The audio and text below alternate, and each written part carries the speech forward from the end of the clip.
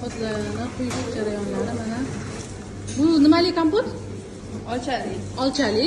Ikkinchisi o'rik. Turshiydan. Xohlaganlar turshiydan, xohlaganlar anaqadan oladi. Olchadan oladi. Bugungi salatimiz, ochmoqchimiz suzilyapti. Bugun 15-oktyabr. Salatlarimiz gram 100 gramdan. Salatlarimiz olib chiqilyapti. Xolodilnikka joylashtiriladi. Bu xolodilnik ishlaydi, muzdek bo'lib turadi.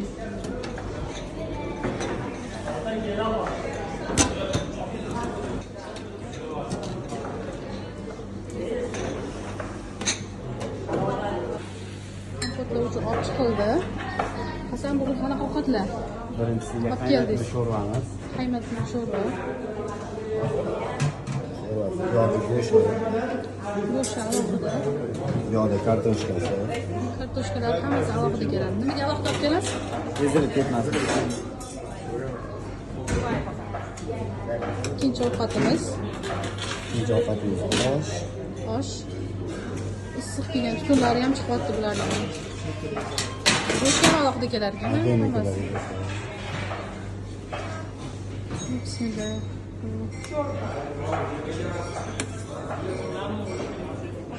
Kichkina u cho'chib turishadi.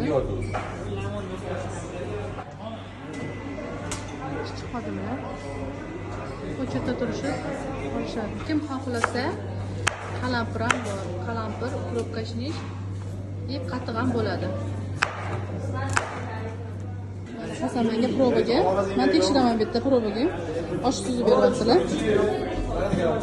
Endi suyug'idan suzib beradi. Sizdan oldin olmoqchiman. Kichkina kartoshka soling. Bitta savas, bitta kartoshka, bitta 12 go'sht, birinchisiga suzdirish kerak. Yetib qo'yingmi?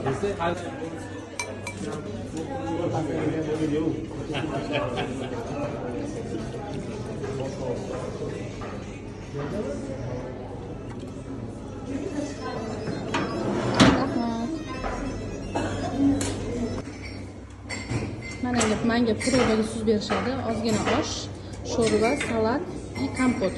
Bulchka olmadim hali, bulchka ham keladi. Bismillah. Bu o'rikli sharbat. Bismillah. Mazasi zo'r. Bismillah. Salatda tuzsiz keladi, chunki achib qolishi, suv chiqib ketishi mumkin.